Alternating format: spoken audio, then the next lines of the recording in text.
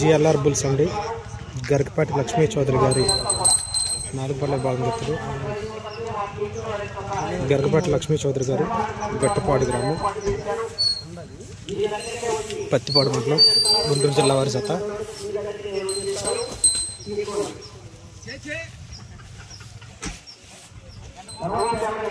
గరికపాటి లక్ష్మీ చౌదరి గారు 4 పళ్ళ భాగం ఎత్తులు. జిఎల్ఆర్ బుల్స్ గట్టుపాడు.